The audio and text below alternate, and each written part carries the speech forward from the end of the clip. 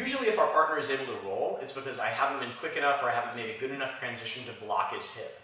Blocking his hip is a really effective strategy for stopping him from rolling. But speaking as someone that's a smaller person, often, especially if your opponent is bigger or if your opponent is very flexible, even if you have that elbow blocking that far side hip in the turtle, sometimes they're going to be able to roll. That's the bad news. The good news is, when they do that, we can catch them with an alternative finish that we're going to call Space Mountain. I'll explain why we're calling it Space Mountain after I show the technique. But it's a really effective technique, one I've been doing for years, and something that we can catch in various other positions that I'll mention throughout the instruction. So the way this differs, right?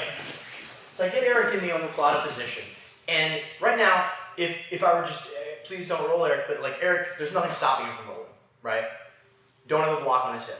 But sometimes you get up to this position, and here you have this elbow, right?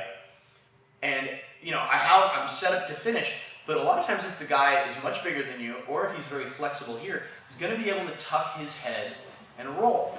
So here's the thing, I'm going to roll with him, and as I do, I'm going to catch his bicep under the forearm. So this submission is also available to you when he postures up hard, which we'll mention later. Anytime he leaves that arm behind, we're going to be able to catch it.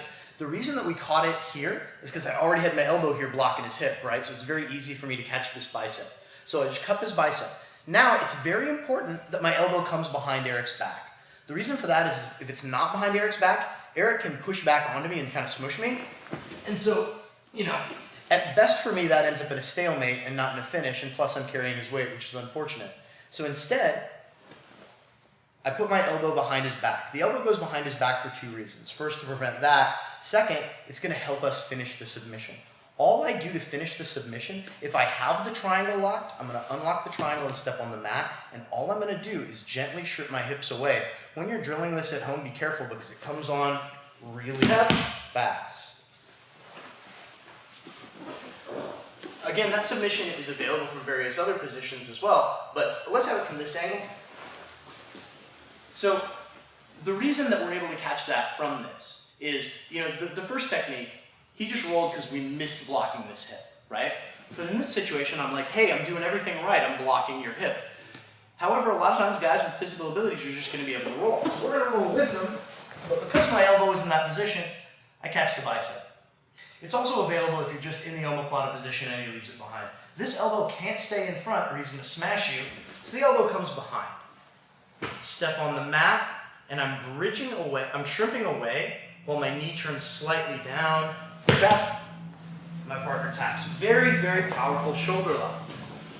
We're going to return to Space Mountain a couple other times in it.